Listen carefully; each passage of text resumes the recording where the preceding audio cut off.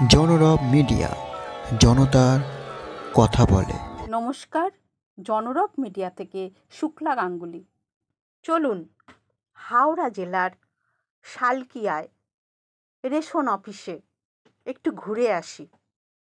123 GT road, Salkia, Howrah. অনেকেই জানেন, আবার অনেকেই জানেন না। চলুন আমরা দেখি কি হচ্ছে শালকিয়া রেশন অফিসে।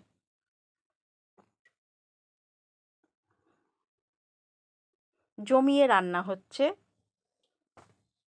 ছবিতে যা দেখা যাচ্ছে মাংস রান্না হচ্ছে। কোথায় রান্না হচ্ছে? শালকিয়া রেশন অফিসে। হতেই পারে খাদ্য দপ্তরে খাদ্য রান্না হবে না, জানি না কোনো আইন আছে কি।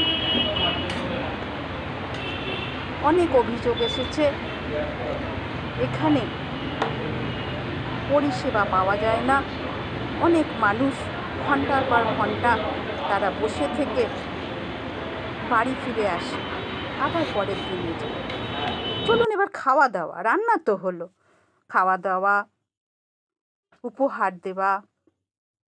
আসলে সমস্ত কর্মীদের মধ্যে একটা পারিবারিক আবহাওয়া, সুন্দর পরিবারতন্ত্র, সব কিছুই কর্মের সঙ্গে চলতে থাকে।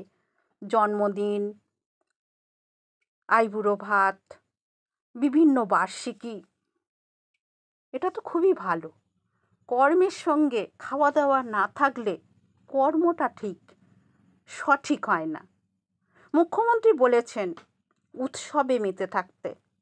শালকিয়ার খাদ্য দপ্তরেরও সেই দৃশ্য বছরের নানা সময়ের তুলে ধরলাম। এবার দেখুন মায়ের কথা, মা কি বলছেন, বৃদ্ধা মা। আমাকে 2-3 বছর ধরে আমি ওকে বলছি আমার কিছু ব্যবস্থা করে দে, আমার সব হারিয়ে গেছে।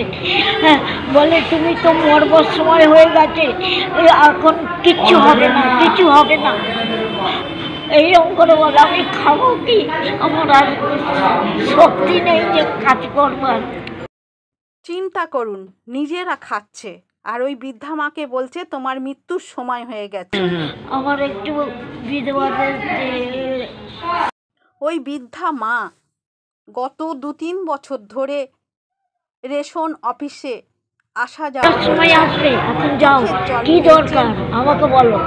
আমি বললো তাকেই বলবো সব, তোমাকে তো বলে বলে লেগেছে, আবার কি নতুন। অনেকেই ছেলেপুলে নিয়ে আসে আধার কার্ড লিঙ্ক করার জন্য, কিন্তু তাদেরও একই অবস্থা হয়, বসে থাকতে হয় ঘন্টার পর ঘন্টা। বছর ধরে একে বলেছি যখন একটু রেশন কার্ডের ব্যবস্থা করে দে, বলে মরবার সময় তোমার আর হবে না। ঠিক আছে, আর তুমি নিয়ে কি করবে? আরে আমি তো এক্ষুনি যাচ্ছি, নি খাবো কি আমি? যারা আমার একটা ব্যবস্থা করে দেখতে করেনি। লোকটার নাম কি জানো? হ্যাঁ, লোকটার নাম জানো? তাদের একটা শাস্তি পেতে হয়। না বাবা, বহুদিন ধরে চিনি আমি, আমাদের ওই পাড়াতেই থাকে, ওইদিকে বাড়ি, তিরতলায় খেতুনি ছিল। আর ওদের বোধহয় গোবিন্দ সিং, হ্যাঁ ওই দিকেই থাকে, বহুকাল ধরে দেখছি আমি, নামটা জানি না। এর নাম হচ্ছে কেষ্টপাল। নাম কি কি নাম? কেষ্টপাল।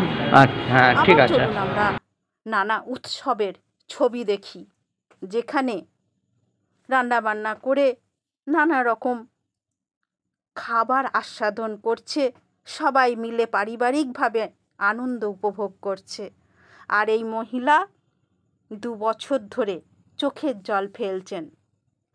আবার দেখছি এখানে অনেক মহিলাও আছেন। আপনিও একটু শুনতে পাননি এই বৃদ্ধা মায়ের কথা? কতদিন, একদিন তো আমাদেরও বয়স আসবে। এই বৃদ্ধা মাকে দেখে তো আমাদেরও একটু শিক্ষা হওয়া দরকার। উপহার, উপঢৌকন সবারই ভালো লাগে, এবং এই পরিবারতান্ত্রিক সরকারি অফিসগুলোতে যে উৎসব চলে তা খুবই প্রশংসনীয়। আপনারা দেখছেন জনরব মিডিয়া।